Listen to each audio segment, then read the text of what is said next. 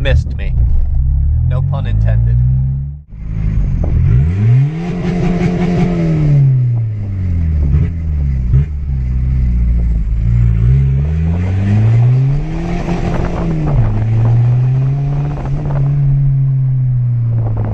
Just cruising here. I don't know, really 75 miles an hour. It's sitting there, I don't know, 3-4 pounds boost. It builds boost pretty quick. Obviously with a little bit more fuel and some fine tuning, it'll do a lot better. Quick overview of this thing the way it is right now. It was manual swapped, so it still has the 11mm injection pump. Has 230 injectors. I swapped the nozzles on at GDM years ago for my first TDI. Big props to Les for letting me do that. Big props to him for giving me a deal on the nozzles too. I think I got $100 in them. I got $100 in the TD04. Bought it from some guy off Marketplace. I think he got it from the junkyard and was probably making $1 on it, but I figured $100 shipped to my door ain't too bad. It is hanging off of a stock manifold that I welded a flange to that I made myself. Everything about this car is functional, not fancy.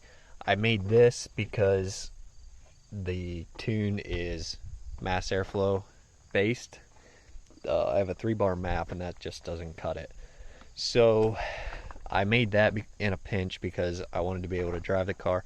Spent a ton of time trying to clean that dumb thing up so I wouldn't get any garbage through the turbo. I do not recommend megging exhaust piping together for an intake.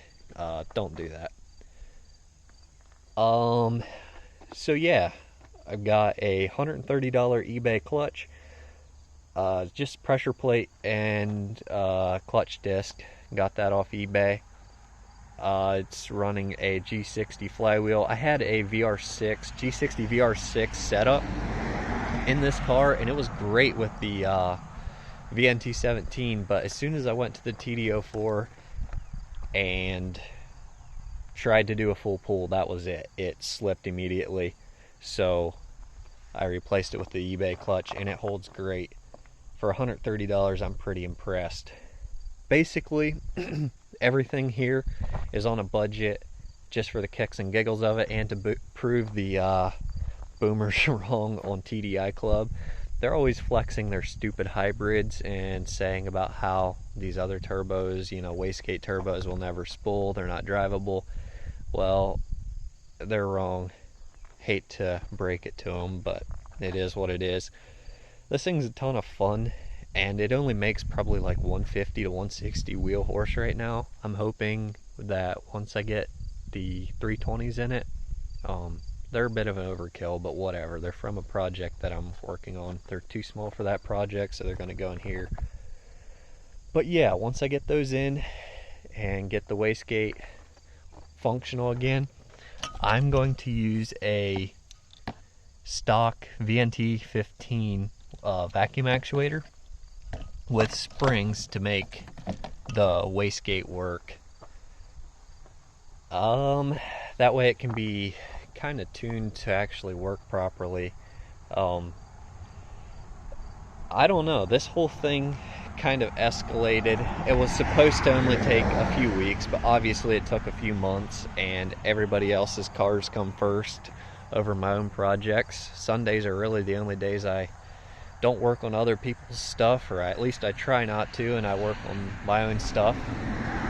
So yeah, this thing has taken me quite a while, but it's basically to the point where I can daily drive it here and there instead of my stupid hood stacked BRM. I drive 120 miles a day, so that was one thing that I made sure of with this car, that I have no smoke really, and I have provisions to put a muffler in there because I hate obnoxious cars for that long of a drive.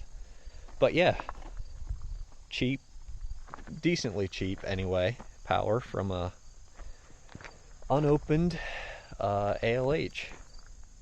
If you guys have any questions or whatever, feel free to shoot me an email or message me on Instagram or whatever.